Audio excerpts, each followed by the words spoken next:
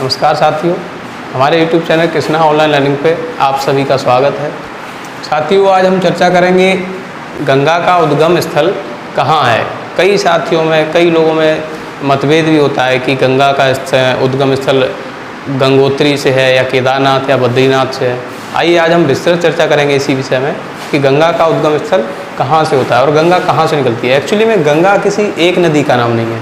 गंगा बहुत सारे नदियों से मिलकर, बहुत सारी नदियों के सहयोग से गंगा नदी बनती है। आइए देखते हैं कैसे क्या होता है। उत्तराखंड में एक जगह है बद्रीनाथ।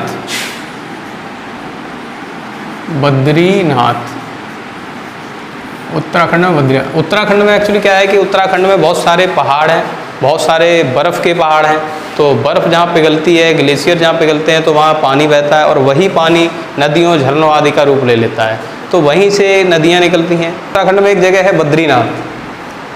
बद्रीनाथ में दो नदियाँ निकलती हैं। ग्लेशियर पिघलने से दो नदियाँ निकलती हैं, जिनमें एक नदी है विष्णु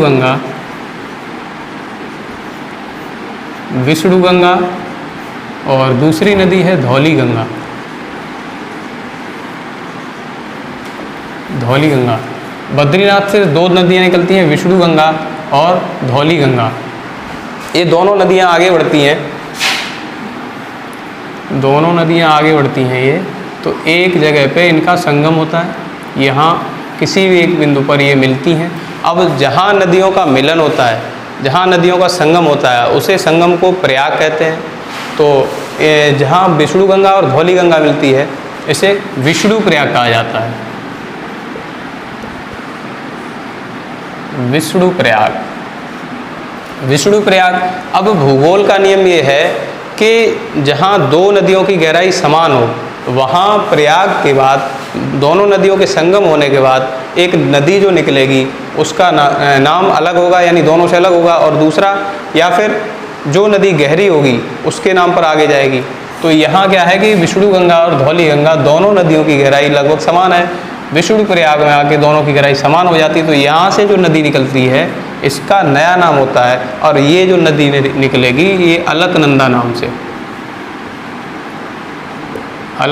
नाम से आगे बढ़ेगी। अभी अलकनंदा नदी जब आगे बढ़ती है तो इसमें एक और नदी आके मिलती है। थोड़े यहाँ पे अलकनंदा नदी आगे बढ़ती है, इसमें एक और नदी मिलती है जिसके नंदाकिनी नदी, इसका नाम है नंदाकिनी नदी।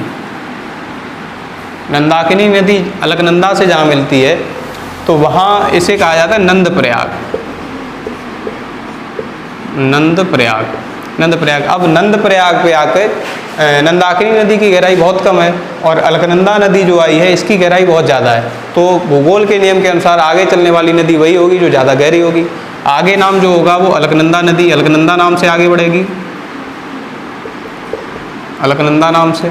इसके बाद थोड़े आगे चलने के बाद इसमें एक नदी और मिलती है, पिंडार नदी। इसे कर्ण नदी भी कहा जाता है, पिंडार नदी या कर्ण नदी। देखिए, पिंडार नदी और अलकनंदा का जहाँ संगम होता है इसे कहा जाता है कर्णप्रयाग। ये जगह है कर्णप्रयाग। अब कर्णप्रयाग में पिंडार नदी की गहराई बहुत कम है और अलकनंदा नदी की गहराई ज़्यादा है। तो भूगोल का नियम यही कहता है कि जो आगे जाएगी वो गहरी नदी का नाम होगा। तो गहरी नदी यहाँ पे है अलकनंदा। यहाँ से अलकनंदा फिर आगे बढ़ती है और यहाँ अलकनंदा आगे बढ़ती है। तो यहाँ एक दूसरी जगह है केदारनाथ। उत्तराखंड में ही एक और जगह है केदारनाथ, काफ़ी फेमस जगह है केदारनाथ मंदिर। तो वहीं से ग्लेशियर्स पिघलने से एक नदी और निकलती है। एक नदी केदारनाथ से जो आती है, मंदाकिनी नदी। वहाँ नंदाकिनी नदी आई थी, लेकिन इस नदी का नाम मंदाकिनी नदी है। अब मंदाकिनी में केदारनाथ से निकलती है। तो अलकनंदा नदी और मंदाकिनी का संगम जहाँ होता है, इस जगह पे, जिस जगह पे ये दोनों नदियाँ मिलती हैं उसे कहते हैं रुद्रप्रयाग पे मंदाकिनी और अलकनंदा नदी का संगम होता है। अब रुद्रप्रयाग से मंदाकिनी की गहराई कम है, लेकिन अलकनंदा की गहराई ज़्यादा है। अब तक अलकनंदा में इतनी सारी नदियाँ समाहित हो चुकी हैं, तो अलकनंदा का वेग और गहराई बहुत ज़्यादा हो चुका है। यहाँ से अब अलकनंदा नदी आगे बढ़ती है। अलकनंदा जो नदी आगे बढ़ेगी उसका नाम है अलकनंदा। अलकनंदा नदी, अब देखिए उत्तराखंड में उत्तरकाशी जिला है।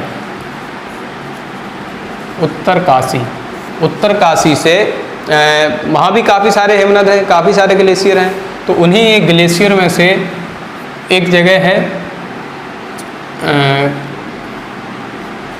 गोमुख। गोमुख और हिमनद जो है उसका नाम है गंगोत्री। गंगोत्री हिमनद है। गंगोत्री हिमनद में गोमुख नाम के एक स्थान से एक नदी निकलती है। ये नदी बहुत ही तीव्र वेग के साथ, बहुत ही शोर शराबे के साथ आगे बढ़ती है। एक नदी जिसका नाम है भागीरथी नदी। भागीरथी नदी, भागीरथी नदी बहुत तीव्र वेग के साथ आगे बढ़ती है और अलकनंदा नदी और भागीरथी नदी का संगम जहाँ होता है इस जगह को कहा जाता है देवप्रयाग। देवप्रयाग, देवप्रयाग में भागीरथी और अलकनंदा दोनों नदियों का संगम होता है। लेकिन यहाँ पे क्या है कि भागीरथी नदी बहुत तीव्र वेग से आई और अलकनंदा जो आई काफ़ी सारी नदियों को समाहित करते हुए आई है। तो इन दोनों नदियों की गहराई देवप्रयाग में लगभग समान हो जाती है। अब भूगोल के नियम के अनुसार जहाँ नदियों की गहराई समान होती है वहाँ से जो नया नामकरण होगा वो कुछ अलग होगा, दोनों में से किसी का नाम नहीं होगा। अब यहाँ क्या है, देवप्रयाग इन दोनों नदियों के संगम के बाद यहाँ से अब जो नदी निकलेगी इसे नाम दिया गया है गंगा। ये जो देवप्रयाग के बाद अब गंगा नदी निकलती है, गंगा नदी। यहाँ से गंगा नदी निकलती है। अब भागीरथी नदी, यहाँ तो इसमें इतनी सारी सहायक नदियाँ हो गई, भागीरथी नदी की भी एक सहायक नदी है।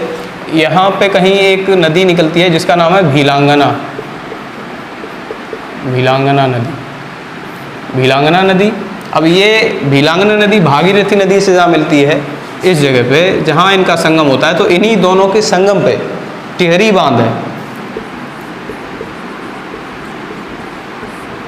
टिहरी बांध, टिहरी बांध, टिहरी बांध या फिर पंडित रामतीर्थ सागर परियोजना, बांध परियोजना जो भी है, टिहरी बांध भीलांगना और भागीरथी नदी के संगम पर है। तो यहाँ से ये देवप्रयाग में मिलती है। देवप्रयाग के बाद हमारी गंगा नदी निकलती है। अब गंगा नदी हरिद्वार, ऋषिकेश, हरिद्वार में जब पहुँचती है, अभी तक गंगा नदी जो है गंगा ही बोलेंगे अब तो, क्योंकि इधर से भी और ये भागीरथी और अलकनंदा दोनों पहाड़ों पर चलती रही। हरिद्वार तक ये पहाड़ों पर ही चलती रही। हरिद्वार के बाद ये जो गंगा नदी अब निकलेगी, ये हरिद्वार के बाद मैदानी भागों में प्रवेश करेगी, यानी मैदान में हरिद्वार के बाद आती है।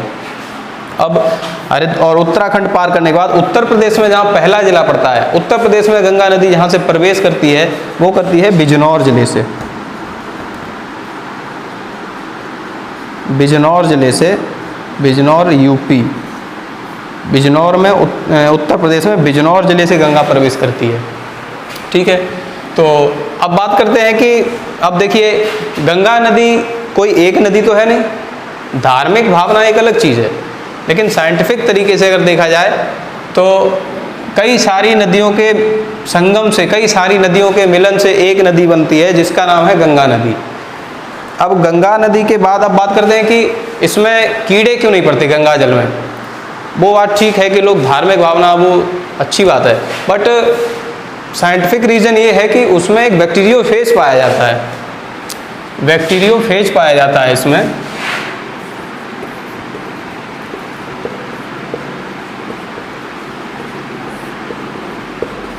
बैक्टीरियोफेज पाया जाता है गंगा जल में। और दूसरा, पहाड़ों से निकलती है तो वहाँ पॉपुलेशन कम है, सीधी सी बात है, पॉपुलेशन कम होगा तो प्रदूषण कम होगा, पॉल्यूशन कम होगा, और वहाँ पॉल्यूशन भी कम है, पॉपुलेशन भी कम है। और तीसरा कारण क्या होता है कि उसमें वहाँ से अशुद्ध तो होता नहीं पानी, वहाँ शुद्ध पानी आता है। बैक्टीरियोफेज जब गंगा जल में होता है, इस वजह से गंगा के जल में कीड़े नहीं पड़ते हैं। उसमें जो भी जीवाणु विषाणु जो कुछ भी होता है उन सब को बैक्टीरियोफेज जो है नष्ट कर देता है। ठीक है, तो आशा करता हूँ कि मेरे द्वारा बताई गई सारी जानकारी आप सभी लोगों को समझ में आई होगी, और अगर आपको वीडियो अच्छी लगी तो हमारे चैनल कृष्णा ऑनलाइन लर्निंग को सब्सक्राइब करें, लाइक करें और शेयर करें। धन्यवाद।